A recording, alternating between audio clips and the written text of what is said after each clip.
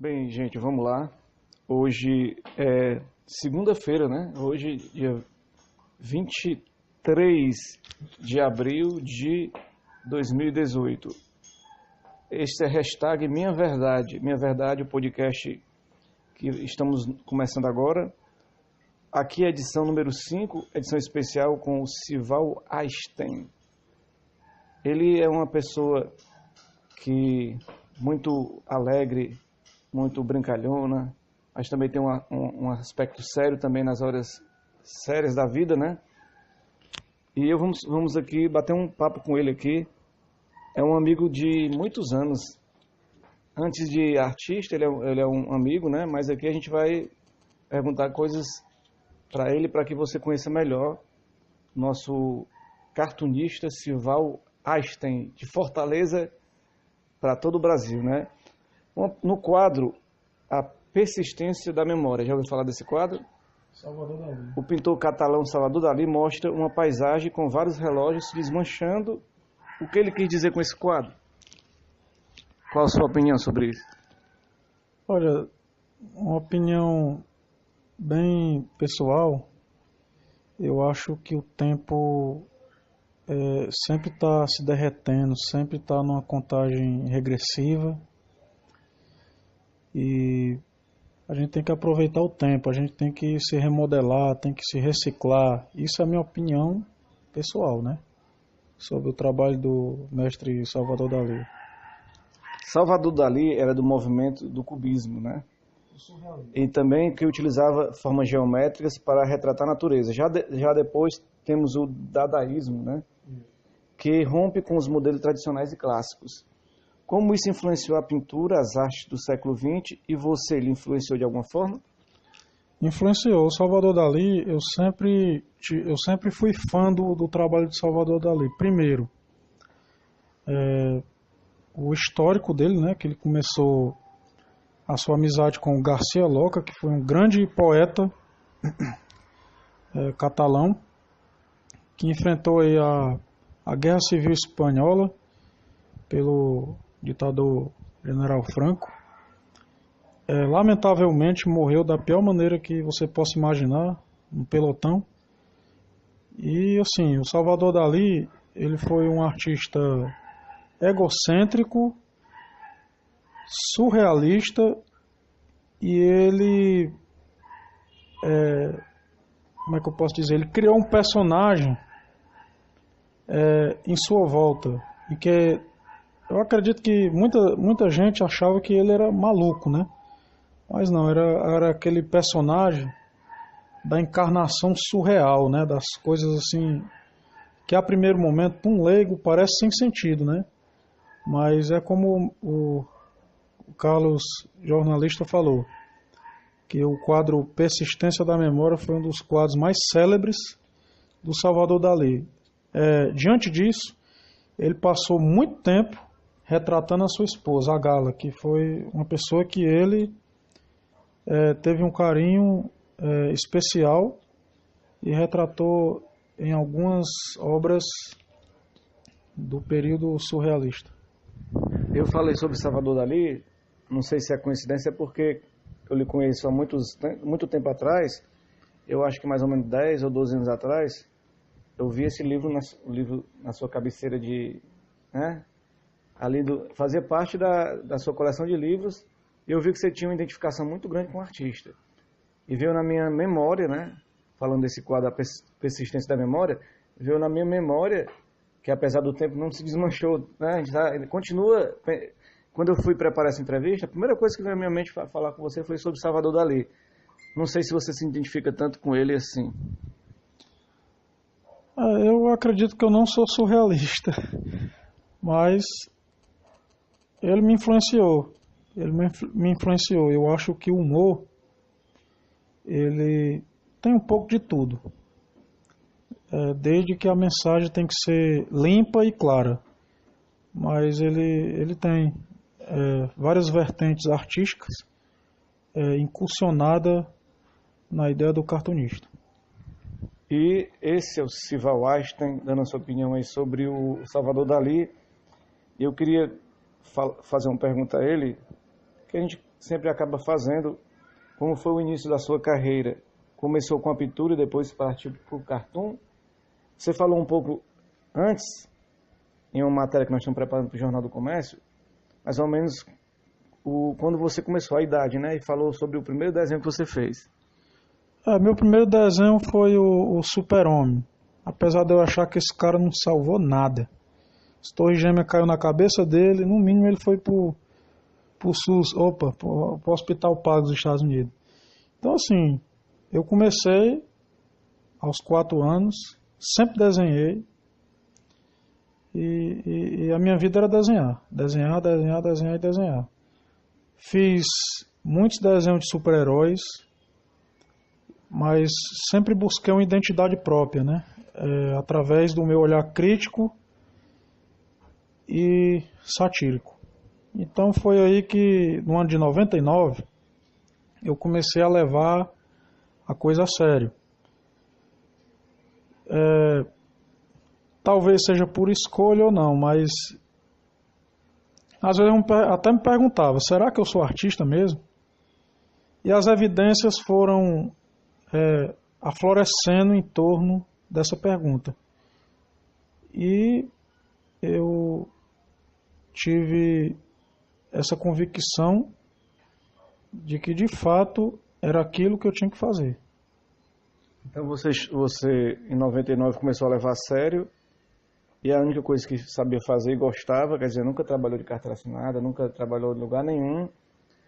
Então você teve essa busca em descobrir o que você queria fazer. Você começou a pintar quadros e estudou ali, você com o pintor Almeida Leite, né? Você me falou aqui. E também mostrou alguns trabalhos para o Descartes Gadelha, que teve até um elogio. Como é que foi esse contato com esses dois artistas? Primeiro, o Almeida é amigo do meu pai de infância, né? Então isso aí acessibilizou o contato.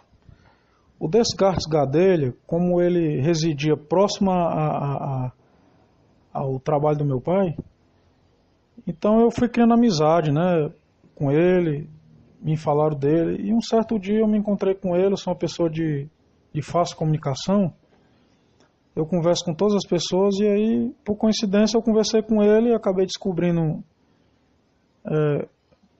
quem era o Descartes Gadelha, e aí tudo isso se tornou acessível na minha vida. Então, ou seja, isso são outras evidências que eu achava que estava no caminho certo. Então, depois disso, você, em busca da sua identidade, surgiu a descoberta do cartunista. No caso, você tinha esse humor, você falou aqui que tinha esse humor natural, né? Começou a desenhar de forma crítica, e você falou sobre as caricaturas do Bin Laden, Jimi Hendrix, Ademir Martins, Fagner. Como é que foi fazer as caricaturas dessas figuras importantes aí para o cenário mundial, político, da música em geral? Primeiro, eu vou falar aqui do grande artista Ademir Martins, artista que ilustrou obras do Jorge Amado, que pintava gatos, que fazia a mulher rendeira, retratava o pessoal do Nordeste em especial. É um artista que eu tenho um apreço e uma admiração, e gostava, aliás, até hoje eu gosto do trabalho e da mensagem que ele expressou nos seus trabalhos, enfatizando principalmente o Nordeste, que é uma região, há um tempo atrás, uma região que foi muito esquecida, de várias maneiras, inclusive da maneira política. E esse contato que você teve com o Ademir Martins, inclusive você fez uma caricatura dele, né? E foi inclusive no encontro que a gente teve, foi praticamente o último show do Belchior aqui em Fortaleza, que eu me lembro que foi no Teatro José de Alencar. Talvez depois disso ele saiu aí perambulando o mundo, né? O Belchior. Quando você entregou esse trabalho, foi registrado pela imprensa e tudo. Foi um momento importante aqui desse trabalho. E fale sobre esse encontro do Ademir Martins, que no show do Belchior que a gente teve naquele tempo. O encontro do Ademir Martins foi um desejo, porque primeiro, eu sou fã do Aldemir Martins e da obra dele. Esse encontro para mim foi muito especial, foi marcante. E realmente, de fato, eu só faço as coisas que eu tenho desejo de fazer. Então, meu desejo era presentear o Aldemir Martins. É até coincidência, porque alguns meses depois, se eu não me engano, ou foi alguns anos, ele chegou a falecer. Então essa foi a primeira e a última vez que eu vi o Aldemir Martins ao vivo. Isso foi no Teatro José de Alencar, com o apoio do meu amigo e jornalista Carlos Emanuel, que me deu um apoio. E para mim foi uma satisfação. Eu não tenho o que comentar. Foi emoção, foi pura emoção de coração. E por coincidência o último show do Belchior, né? Eu confesso que eu não tinha muito conhecimento do Belchior. Eu era um adolescente na época, não tinha muito conhecimento do Belchior, mas atualmente, hoje eu admiro a obra do Belchior e eu só tenho a lamentar porque os bons eles estão deixando nós nessa vida terrena. É isso, Sival Einstein é o grande cartunista, caricaturista, humorista também, porque tem um pouco de humor no seu trabalho, né? Mas vamos falar, a gente está querendo resgatar a história do artista, né? E toda história tem um começo, tem um início, tem uma luta, jornada, uma batalha, nada é fácil, né? E você falou que estava passando por uma transição, foi no tempo que a gente se encontrou, a gente se conheceu, você frequentava ali a Biblioteconomia da UFC, o Sesc, e a gente se encontrou na Dolor Barreira. Aquela biblioteca, eu estudando para concurso, e você lá desenhando, a gente ia lá pro... É um quintal que tinha lá, bater papo sobre a vida, sobre as histórias da vida, né? Fale um pouco sobre esse momento que você esteve lá na Dolor Barreira. Eu queria que você falasse sobre esse espaço, né? Sival Einstein, fale sobre essa questão desse momento que a gente se conheceu. Rapaz, todo momento de transição, todo mundo quer ter perna para andar, né? E eu estava querendo descobrir as minhas pernas, o caminho que eu tinha que seguir. É natural, né? A gente cresce e vai se definindo com o tempo. Eu sempre fui inquieto, sempre fui assim, minha mente sempre foi perturbadora, eu precisava de paz na minha cabeça. Aí então eu tive que participar de um isolamento social, né? E as bibliotecas, elas promovem isso. Diversas vezes eu frequentei muito a biblioteca, a Dolor Barreira, a Biblioteconomia da UFC e a biblioteca do Sesc. Diversas vezes sempre tomei do vinho do livro, né? Porque para mim tudo era vinho, né? O livro sempre, quanto mais antigo, melhor. Então, essa participação que eu tive de atuar nas bibliotecas, isso me fortaleceu muito como pessoa e como conhecedor. Então é isso, o Sival Einstein, o nosso cartunista, ele falou que os trabalhos no começo, para ele, eram os trabalhos isolados, no caso, para revistas, tinha alguns quadros vendidos, né? Quando ele começou a internacionalizar o seu trabalho aí com o advento da internet, foi um processo meio demorado, né? Você até citou aqui essa frase, que é como chegar no primeiro dia na casa da namorada, apertando a campainha e o pai dela não abrir de jeito nenhum. Como é essa história? O cara já quer chegar... É aquela coisa. É a sociedade padronizada. Meu filho, você quer ser o quê quando crescer? Não, eu quero ser zelador. Meu filho vai ser médico. Meu filho, você quer ser o quê quando crescer? Não, eu quero ser auxiliar de cozinha. Não, vá para a Polícia Federal. Meu filho, quando você crescer, você quer ser o quê? Eu sou artista. Vixe, Maria. Começou assim. Muita resistência. É uma mistura de sentimento de amor, tristeza, alegrias. É uma salada psicológica. Então foi assim, eu não tive a vida fácil, minha vida nunca foi fácil. E para artista aqui no Brasil, meu amigo, não é tão fácil assim não.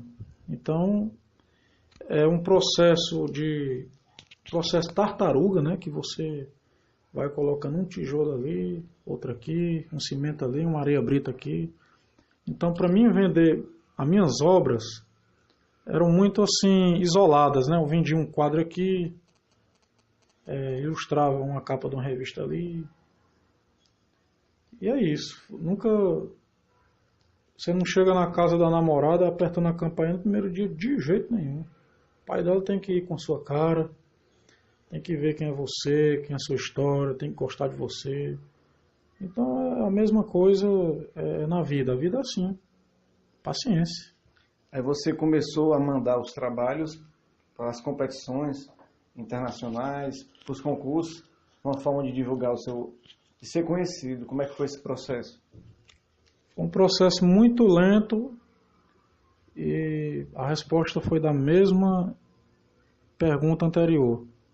Quem chega na casa da namorada a primeira vez vai ter que ralar muito. Então, não foi da noite para o dia. Eu sempre enviei para as competições internacionais. 4 anos sem resposta? 4 anos sem resposta. Não tinha atenção.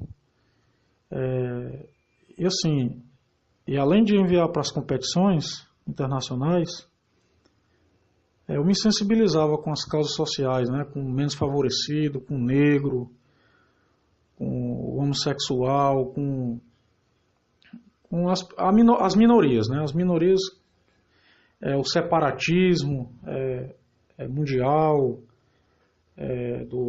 da situação do genocídio da Armênia que aconteceu aí pela Turquia. O que eu posso dizer aí? A Abcásia do Sul e do Norte, com aquela confusão lá de separatismo com a Geórgia. Esses assuntos sempre mexeram comigo, então eu sempre quis expor esses assuntos nos meus cartoons, especificadamente na minha charge, né? Porque são coisas que mexem comigo, a soberania de cada país.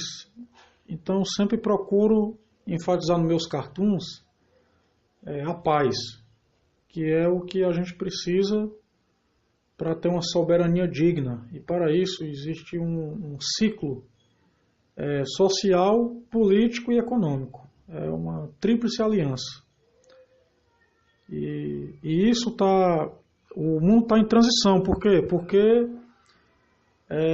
existe aí um falso populismo de direita que está colocando no pelotão os direitos sociais do trabalhador que conquistou isso com muitos anos de batalha e que não tinha nem 3 refeições para comer. Então essas coisas mexem com o coração da gente e nem tudo é só trabalho, é o coração. A gente faz com o coração e também com a razão. Em 2006 você esteve na Romênia, tirou uma menção honrosa, né? Aquele festival que é em Lucca, Carigali, Competição Caricatura. Depois na Argentina foi jurado, né? Membro do 19º Internacional Cartoon em Haifa, também em Israel, não foi? Em 2013. Prêmio especial na Macedônia, 2014, 2015 e 2018. Prêmio especial na Armênia 2015, o Troféu Skal 2017, Turismo Mundo Afora. Menção honrosa na Romênia 2017. É uma lista grande de premiações do Sival Einstein, né? Em 2005 eu tive nessa exposição, Sesc de Humor, organizada pelo Luciano Lopes, para quem não sabe, é o que faz a Lona do Crato, né? reuniu a caricatura dos humoristas feitas pelo Einstein. Eu me lembro desse evento, né? Foi muito interessante no Sesc aqui do Ceará. Teve também uma participação, menção honrosa, num prêmio da Síria de 2018, né? Que o Einstein dedicou ao povo sírio, e porque a Síria está passando por um momento difícil, né? Você dedicou esse prêmio, foi agora recente, não foi? Foi agora recente esse prêmio. Atualmente, esse prêmio, para mim, tem uma relevância importante e profunda. Eu dedico esse prêmio aí ao povo sírio, um povo que está lutando pela soberania nacional daquele país. Está sendo atacado aí pelo imperialismo americano, tudo por causa de quê? Do petróleo. E como sempre, o americano se pousa de vítima. O americano que eu digo não é todos os americanos, é a política americana através do Trump. Se posiciona como vítima, mas na verdade eles são os promotores da violência e da guerra que está acontecendo na Síria. Então, esse prêmio para mim enche meu coração de sentimento, de lágrimas, mas eu dedico ao povo sírio, que é um povo que merece todo o nosso reconhecimento. Você vê que as cidades da Síria estão atacadas, mesmo assim eu ainda recebi, como outros artistas, um certificado de uma premiação deste nível. Então é resistência. A Síria está lutando para desenvolver e manter a sua herança cultural, interligando no interculturalismo ao redor do planeta.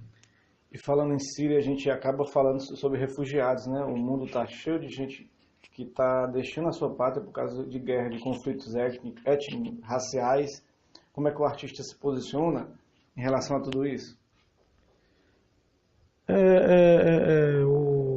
A imigração, os refugiados, é uma situação bem complexa. Eu acho que eu não vou responder isso em questão de minutos, mas eu vejo assim. Existe o colonialismo do passado, que os franceses dominaram a África. Aí você vê os africanos refugiados indo para a França. Você vai condenar os africanos? E lá no passado, quando os franceses colonializaram Marrocos, entre outros países aí, que são muitos países que eles colonializaram.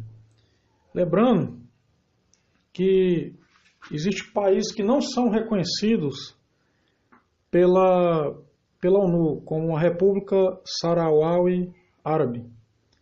Ela fica na fronteira com Marrocos. Está lutando desde 40 anos da sua independência e até agora nada. É um povo que passa muita miséria, muito problema social, e que o mundo precisa dar uma olhada nesse pessoal. E o refugiado lá na Alemanha, a Alemanha teve o nazismo do Hitler, né? Matou diversos judeus, e a Alemanha está, pelo que eu escuto falar, a Alemanha até agora está saindo bem, né? Porque é uma espécie até de remorso aceitar os refugiados. E a causa humanitária. Eu acho que todos os países precisam ser mais humanos e criar políticas públicas para os refugiados, e não maltratá-los, como aconteceu aí na Noruega, se eu não me engano, ou foi na Dinamarca, que eles teriam que voltar para o país dele. Então o refugiado é como se fosse um filho abandonado, sem uma mãe e sem um pai. É muito fácil você criticar o refugiado, difícil é você dar de mamar para ele poder ele crescer e se desenvolver. Então é isso, são problemas sociais, econômico e de identidade e etnológico. É isso. Sival Einstein também fala de política, fala de vários assuntos, porque eu tenho a sensação de que a gente tem que, como é que se diz, tá ciente do nosso papel social aqui na sociedade como um todo, né? Então, a política faz parte, inclusive o Einstein, daqui a pouco a gente vai ter que fazer outros programas falando sobre outros temas, porque a conversa sempre vai se expandir mais. Eu queria, voltando aqui ao tema Sival Einstein, porque aqui é um programa para conhecer mais o personagem, o artista, né? Ele foi convidado a participar da Bienal Internacional de Caricatura através do organizador Luciano Magno. Foi em 2013 e 2014. Eu me lembro como foi essa Bienal Internacional de Caricatura no Brasil. Rapaz, foi uma experiência única. A primeiro momento eu fui convidado para fazer uma exposição individual.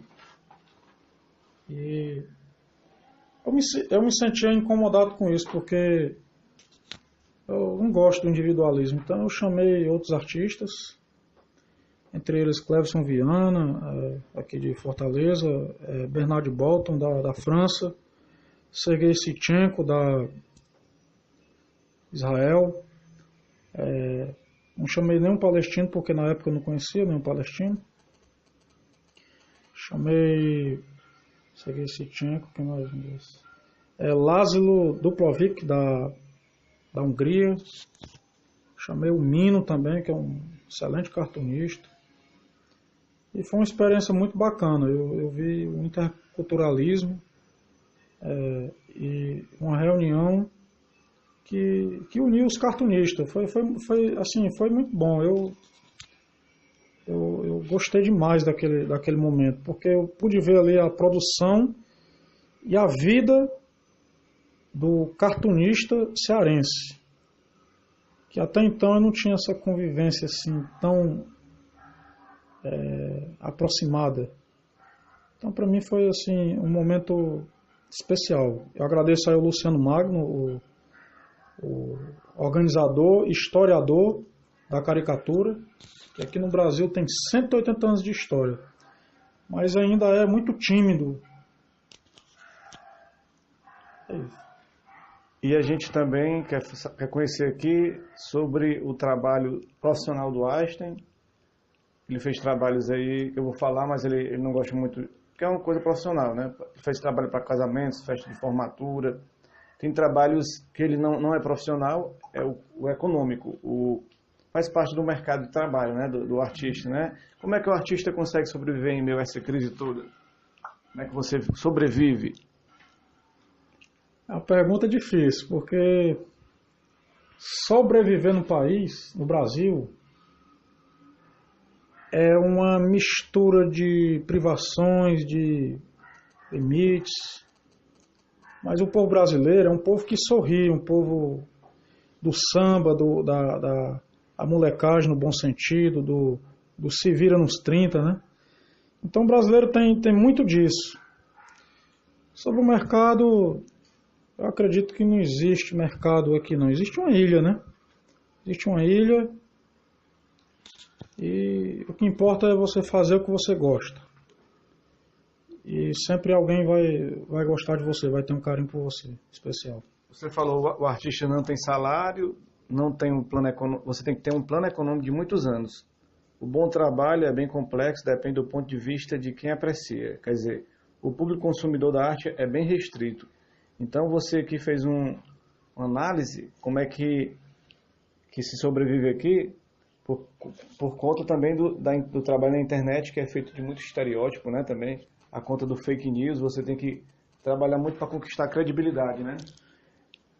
A internet, ela sempre teve o fake news, mas agora decidiram mostrar as pernas, as unhas e os braços. O que acontece é isso, é persistência. Artista não tem salário, mas paciência e para muitos tem outra atividade que exerce, para outros acontece alguma coisa. É basicamente isso. O cartoon surgiu, vamos ver se estou correto, em 1840, na revista Push, fazendo paródia sobre os estudos dos afrescos do Palácio de Westminster. Você acha que o papel do cartunismo é esse, ironizar as coisas sérias do nosso dia a dia? O cartunismo, o cartunista, ele é O papel do cartunista. assim, o que eu posso dizer, o cartunista ele tem uma visão crítica e satírica, né? E reflexiva também. Então, no meu ponto de vista, o cartunista ele tem que ter uma visão social do seu país, ou geograficamente, é isso. Ele tem que ter uma atuação histórica, né? É importante uma atuação histórica. Como é que se dá essa atuação histórica?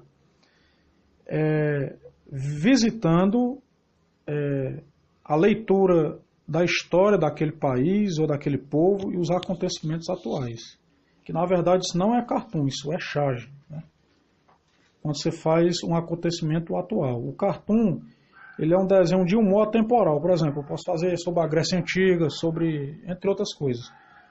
Então, o papel do cartunista ele é muito importante, porque ele é um ser intelectual que tem uma visão crítica, social, política e satírica. E criativa, né? Laerte, Enfio, Angeli, Carlos Latuf, né? Jaguar, Glauco, Chico Caruso, Milor Fernandes. São nomes que fizeram história no cartoon. Você se identifica com algum deles? Se inspirou em algum deles? Me fale sobre as suas influências. Olha, eu admiro todos eles. Você só listou craque aí, hein? Só os medalhões mesmo do desenho de humor. Mas a minha lista é bem ampla. Eu admiro todos eles. Agora, um cartunista que me incentivou muito, o nome dele é Milan Alasevic, lá da Eslovênia. Ele afirmou que eu tinha talento e eu fiquei muito feliz com isso. Eu vi que realmente o que ele estava afirmando ele fez uma posição assim certeira. E o trabalho dele, né? O Milan Lazevic, ele publicou na antiga República ex-Iugoslávia, publicou na Sérvia, Kosovo. Então, quer dizer, é um veterano de uma estrada longa aí que é invejável. É um camarada que eu tenho assim um apreço e uma apreciação. Como muitos outros também, como eu acabei de falar aqui, o Mino, o Clevson, o Jovcho Savov da Bulgária. São muitos nomes, eu tenho até medo de esquecer alguns, para não ser injusto, mas Saul Steinberg, da Romênia. Enfim, o caminho é isso aí. E a curiosidade de quem está escutando o nosso podcast é saber também sobre como o artista ele trabalha, como é o seu dia a dia de trabalho, como é a sua criação, como é que faz o processo para criar, qual é o material que você usa para desenhar. Primeira coisa, leitura e atualidades. E materiais é bem vasto, tinta acrílica, tinta a óleo, pastel, aquarela, nanquim. É uma mistura, é uma metamorfose ambulante. Raul Seixas, né? Raul Seixas. Cara, você já falou sobre a internet no seu trabalho, né? Ela ajudou muito. Você faz o seu material aqui e redistribui, escaneia, né? Faz um processo que já diminui. Antigamente era por cartas, era por envelopes, agora ficou mais fácil, né? Acessibilizou, né? Acessibilizou muito. Agora eu só acho que a leitura ela ajuda muito, porque a leitura na fonte sadia, verdadeira, sem ser fake news, porque às vezes as interpretações podem ser distorcidas. E aí você pode fazer um trabalho ou alguma coisa que não tem nada a ver com o assunto. Então sempre é bom você pesquisar, ouvir um professor de história. É isso. O caminho uma parte do caminho é esse. O resto é paciência. Eu conheci o Einstein, acho que mais de 12 anos, e ele sempre teve um talento muito acima da média no seu trabalho. mas ele não tinha ainda um olhar social, um olhar político sobre a... Eu percebi nos últimos anos esse olhar. De repente eu me surpreendi, porque eu sempre gostei um pouco de política, mas eu falava com o Einstein, mas o Einstein ele ainda não tinha se introduzido nesse mundo. Então eu falava, ele escutava, mas não chegava... Quando foi, de repente eu me surpreendi com as caricaturas do Einstein diferenciadas na internet. Então tem a ver com essa pergunta, né? Qual a importância da classe artística no movimento político brasileiro hoje? Suas últimas charges são assíduas contra o governo Temer, contra a reforma trabalhista, contra a perseguição jurídica, contra o juiz Sérgio Moro em relação a Lava Jato. O que é que você fala sobre isso?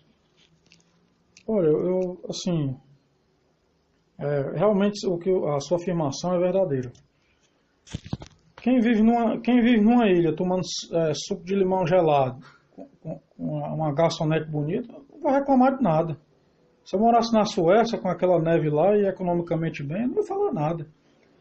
Certo? Resolveram tirar o fósforo da caixa e tocar fogo. E aí o povo começa a gritar. O fogo beirou a casa, o pessoal começa a gritar. Então aconteceu comigo isso e aí eu não quis fazer a negação da política. Primeira coisa que eu quis fazer foi incursionar pelas informações da política e formar a minha opinião própria sobre tudo isso. Sobre o Sérgio Moro, eu não quero fazer aqui partidarismo com Lula ou com seja qualquer político. Quem tiver os seus crimes que pague. Mas eu acho que o Sérgio Moro, ele é um agente da CIA, patrocinado pela CIA, com interesse político e que está combatendo o governo social. É tanto que ele se preocupa mais com o salário e moradia dele do que os outros corruptos que ele deixou para lá. Como, por exemplo, o Banestado, com 126 milhões, não foi? Bilhões de dólares, né? Sérgio Moro deixou para lá, nas conhecidas contas CC5, em 1996. Quem foi que pagou essa conta? É claro que é o povo, né? Só que o povo não sente. O povo nem sabe que existiu isso. O povo vive o estado velho, com aquele saco de feijão e milho nas costas, carregando no meio de sol quente. E se pegar 2 ovos para comer, é chibata nas costas. Então a revolta da chibata aqui do João Cândido, em 1910, a gente está levando chibata, mas não tem revolta. Então o povo está dormindo. Só vai acreditar quando acontecer? O povo está no Boa Noite Cinderela. Na Globo, né? Na Globo. O judiciário só quer saber de dinheiro. Não é todos, né? Tem judiciário aí que está dando exemplo. Tem um juiz lá do Maranhão que não quis o auxílio moradia e tudo. Mas por que esse exemplo não pode ser seguido? Porque o que vale é o dinheiro, a toga. Ela não tem um sentimento social. Ela quer prender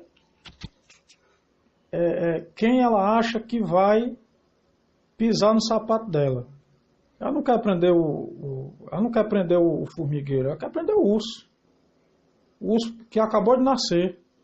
Aí você me pergunta, está falando da Rússia? Não estou falando da Rússia, estou falando da força do animal. Você prender um camarada pequeno numa multidão dessa de brasileiros, pequeno no tamanho, mas nas ideias não. As ideias são universais. Eu acho que o Brasil deveria defender essas ideias, porque o pobre sempre foi um serviente da escravidão. Mudou, aliás, mudou. E agora a gente está regredindo para o passado. Só falta o barco, o padre para catequizar e os negros no barco, para voltar tudo ao passado, aquelas embarcações negreiras. E eu sou contra isso. Eu acho que política é igual ao trânsito. Quando você dirige para os outros. Não é a mesma coisa.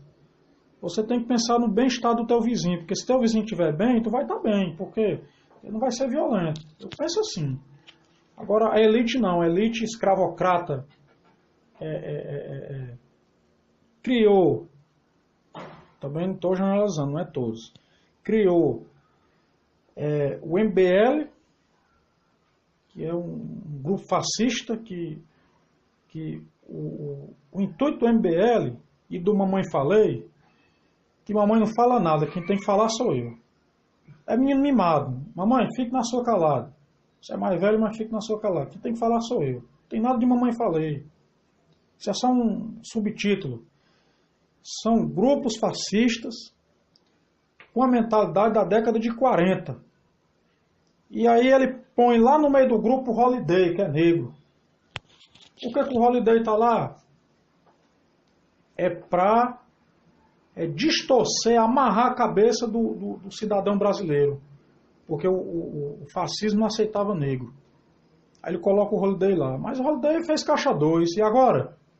Quem é um santo é eu? É o camarada que entrega as águas lá no condomínio? É o camarada que mexe com o trator? Quem é um santo é a gente? Ou é eles? Pense bem, pessoal, porque esse pessoal aí lê um pouquinho de história, livro de história. Procure fontes verdadeiras, porque o fake news é patrocinado por um grupo oculto e eles estão ganhando muito dinheiro por isso. Essa é a minha opinião. Eu não tenho provas, mas eu penso assim.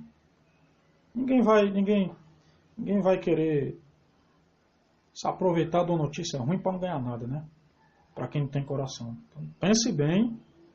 E essa é a minha opinião do Brasil. O Brasil dividido, polarizado, e eu acho que a gente não deveria ficar assim. Era para todos se unir numa causa nobre, numa causa justa social e revolucionária. Mas do jeito que está indo aí, é delicado comentar. É delicado. E eu acho que comunismo aqui nunca existiu no Brasil. Não existe comunismo. Porque o comunismo tem que passar pelo anarquismo. Não existe comunismo. Você paga IPTU, seu pai tem 2 casas, 3 casas, o seu tio tem 3 carros. Cadê o comunismo? O comunismo, se ele abrisse a porta da fazenda dele e dissesse para uma população do interior: olha, vocês vão plantar aqui, você planta laranja aí, o lucro é seu, você planta limão, o lucro é seu, você planta cebola, o lucro é seu. E ponto final. Isso aí é comunismo. Não existe comunismo, amigo. Não existe. Essa é a minha visão. Pessoal. Esse é o programa podcast #Minha Verdade. O Einstein falou umas opiniões dele, porque a minha verdade significa que é a sua verdade, né? Cada um tem uma verdade na vida. Cada um tem uma verdade, e a verdade do Sival Einstein é essa. Nós vivemos hoje um país muito realmente polarizado e estamos vivendo, de certa forma, um estado de exceção, né? Onde os direitos das pessoas estão sendo deixados de lado.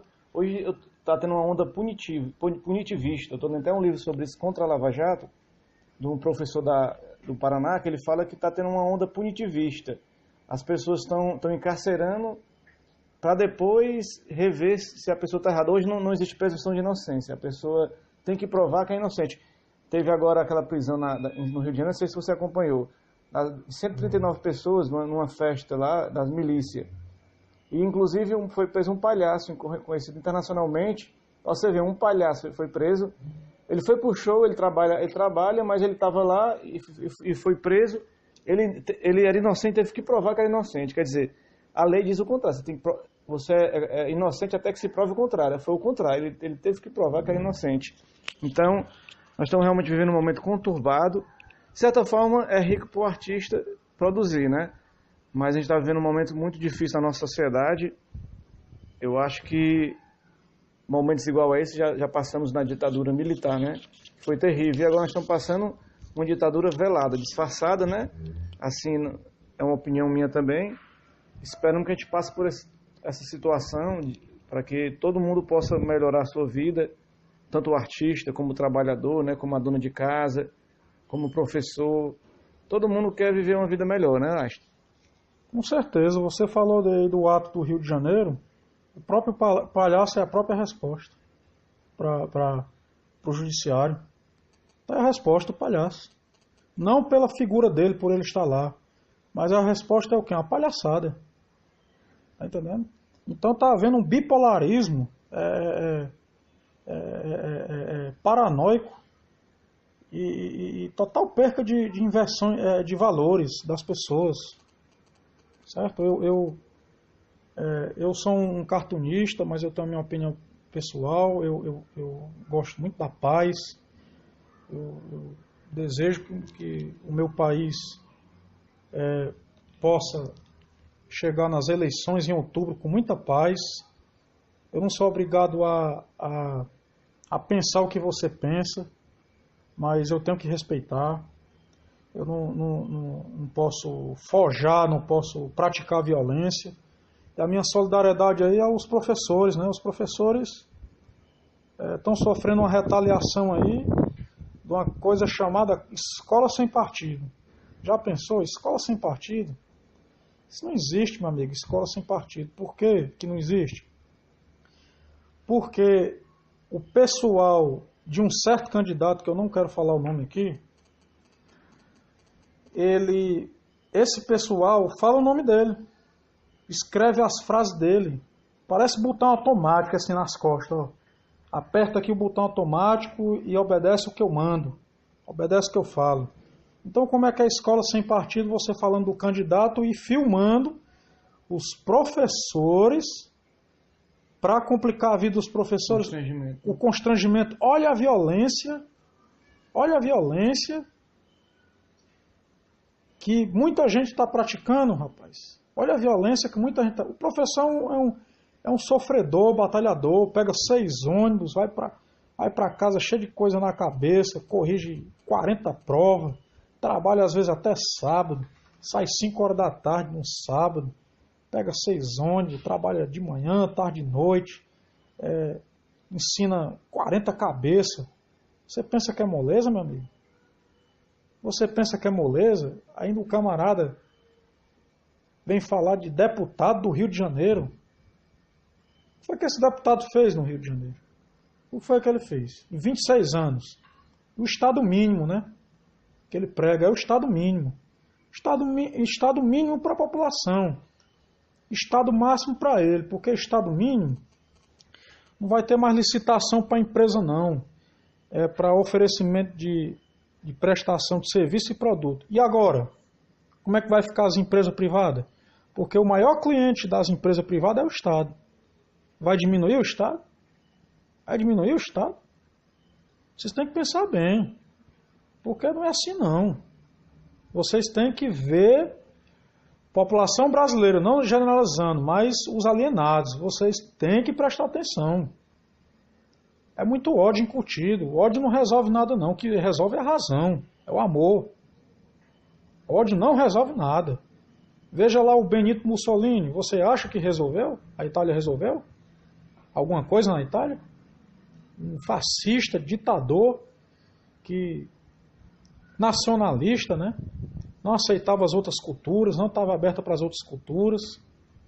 O livro de história fala que a Inglaterra, a Grã-Bretanha, queria tomar as terras da Itália, né? E aí ele implantou o fascismo com a lei marcial. A lei marcial não resolve essas coisas. Eu acho que o Brasil tem que rever aí as suas atitudes e como é que vai prender essa gente se nem presídio a gente tem? Nem presídio a gente tem. Tem que formar uma nova juventude com outra cabeça, porque as drogas aí, infelizmente, estão avançando. Eu acho que o Brasil precisa se unir e não ficar nessa divisão desse negócio de coxinha e mortadela. Eu acho que o Brasil precisa se unir. E tem que ter agora o quê? Presunto, queijo? Isso aí eu acho que tem que tirar esse personagem. Eu acho que todos nós temos que ser unidos. Ninguém tem que atacar um e a outro, não. Mas a situação tá lamentável. O ônibus aí do ex-presidente levou tiro lá na Marielle, né? Na Marielle, ninguém fala nada. Até agora não tem uma resposta para Marielle, né? Mas o prédio pintado da Maria Lúcia, da Carmen Lúcia, virou justiça da noite pro dia. Aí já ficaram sabendo quem foi que pintou, né? É engraçado, né? A pintura é presa, né? Mas a bala fica solta, né? Então, pessoal, vamos pensar com coração, com paz, com sossego. Não sou obrigado a concordar com a sua ideia, mas vamos fazer o que é justo. O Brasil, vamos fazer o que é justo. Entendeu? Tem muita gente passando fome, tem muito morador de rua aí, tem muito negro aí que não consegue entrar mais na faculdade, não consegue pagar o fiéis. Tem muito homossexual aí que é retaliado. Deixa o cara viver a vida dele. Ele é um ser humano como qualquer outro. Deixa o cara viver a vida dele. Entendeu? A gente aqui está aqui na vida para viver, né? E para respeitar os espaços, né? Se você não gosta, não vá. Mas respeite o espaço. Entendeu? Esse é o Sival Einstein, hoje bem opinativo, cheio de ideias, de opiniões sobre a realidade social brasileira. Mas deu para conhecer também um pouco do artista, né? A gente vai ter, depois, você vai procurar na internet, vai ver muita coisa do Einstein que tem aí, né, Einstein? Muito material dele. Talvez eu vou deixar um contato, ele vai deixar um contato aqui no final, um zap, para poder as pessoas procurar um contato com o artista, um trabalho, entendeu? Então, assim, eu estava fazendo uma pesquisa, mudando totalmente de assunto, voltando para o assunto que é o cartunista. Uma pessoa que trabalha com ilustração, segundo uma pesquisa, ganha cerca de R$2.000 por mês. Se estender o trabalho com digital, pode chegar entre R$2.500 a R$3.000. Esse é o valor mesmo? Quem ganha bem seriam apenas os cartunistas famosos? Ou existe a média, você não quer falar sobre média? Em geral, como é que você fala? Olha, eu vou dizer uma coisa para você. Eu prefiro não comentar, porque isso é muito relativo. E eu tenho, assim, um receio de ser equivocado em algumas respostas. Mas eu acho assim, o mundo está globalizado. Eu acho que eu sou um privilegiado, eu faço o que eu gosto. Mas eu paguei um preço muito alto por isso. E até hoje eu continuo pagando esse preço. Mas acima disso está o meu amor pelo que eu faço. Então é isso. Cada um tem as suas escolhas. Entendeu? Eu acho assim, se você for pensar em dinheiro, em artes plásticas, paciência.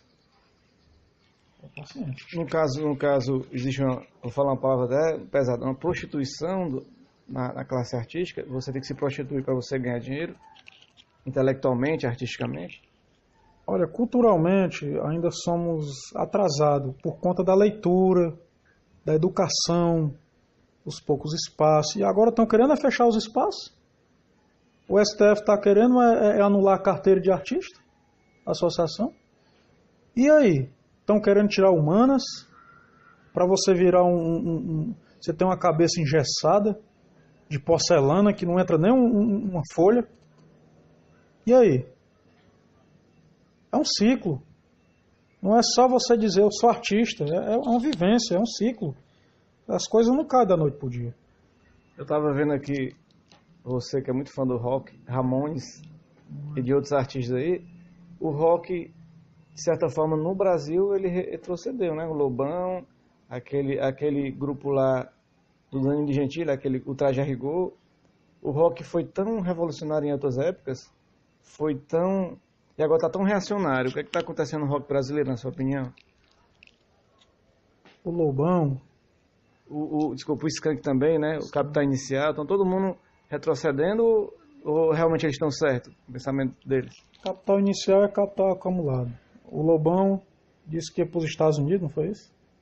Até hoje não foi. É só olhar o bolso. É só olhar a conta bancária. Não é uma afirmação. É só uma hipótese. Eu não gosto de julgar ninguém, não gosto de culpar ninguém. Falei até de grupos aqui.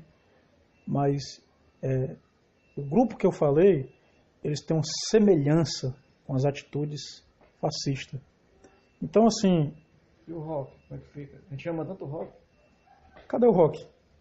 É o gosto do outro lado da vida? Ter que atravessar uma parede para ver? Eu posso estar até equivocado, eu não gosto de criticar, mas eu não vi nada.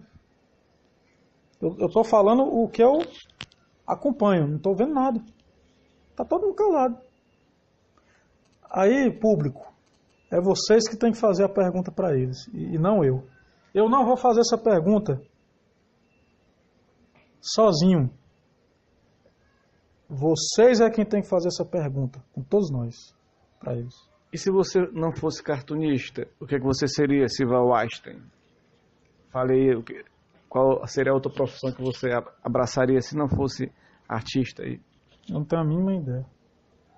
Não sei. Não sei. Sei lá, talvez professor.